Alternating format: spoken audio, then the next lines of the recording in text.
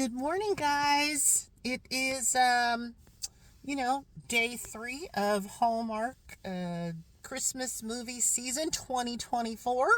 And I'm here to talk about the first movie of the season, which was called Twas the Date Before Christmas, starring Amy, is it Groening? I think it is. Who I absolutely adored in the Santa Claus convention one from last year, which I want to say came in my top 5, with her and Hunter King and, other people who are escaping me. Love that movie. And she's been in several things, but this is her first leading Hallmark role.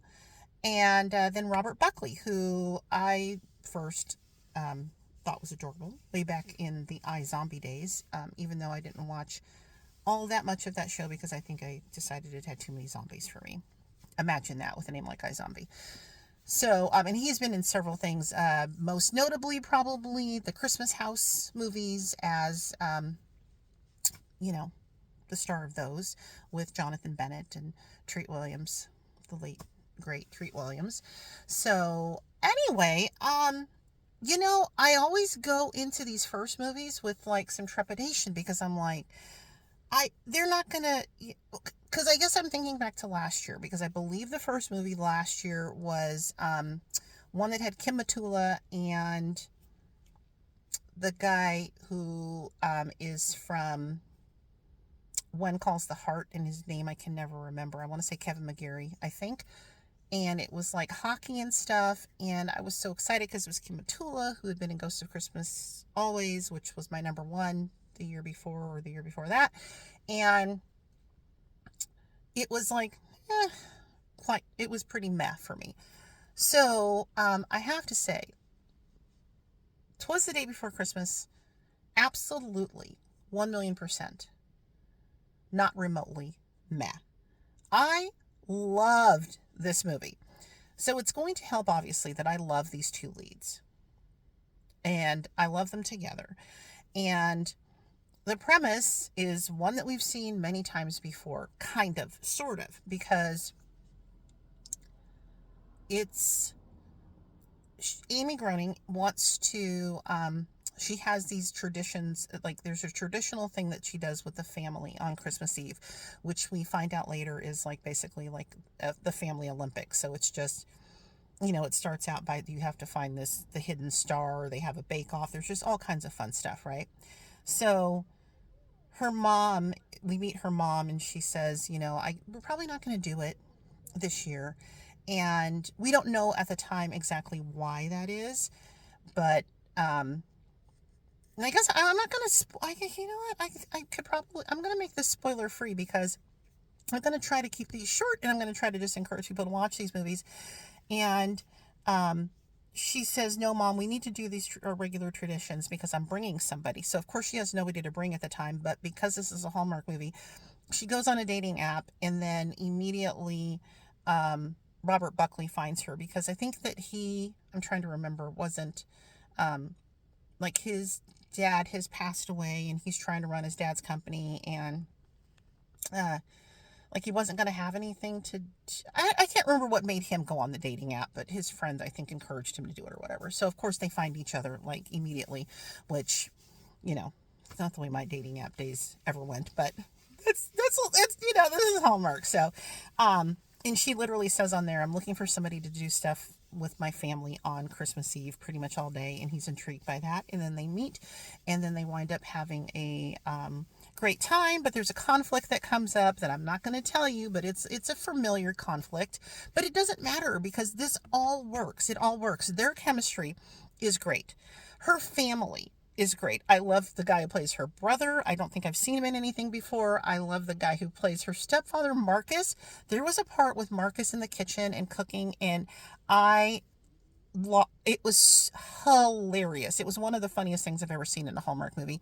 And I hope we see this guy again. I went to IMDb to figure out who this guy is, and he wasn't even listed on IMDb because sometimes when these movies first come out, it's just very bare bones with like, the leads and maybe a couple of other people or something. So he's not on there, which is criminal because Marcus at places stole the show for me. He's fantastic. Her sister-in-law, who we meet in the beginning, love her. Uh, the kids are adorable. They're like good little actors. They seem so believable as a family. I love the lady who plays Aunt. I want to say it's Aunt Peggy or something like that, who's kind of acts as the runner of these games and stuff. Who I think I've only ever seen as the mom of Very Merry Mix-Up with, oh my god, her name just went out of my head, but you know who I mean. I'll put her up right here. I love that movie. And her fiance's mom, who, sucked. She was pretty terrible, but she was played by this lady. But I love her in this. She's fantastic and she's great. And it has so many, it really so as somebody who doesn't in recent years do really a big family thing on Christmas, because I have a job where sometimes I have to work, and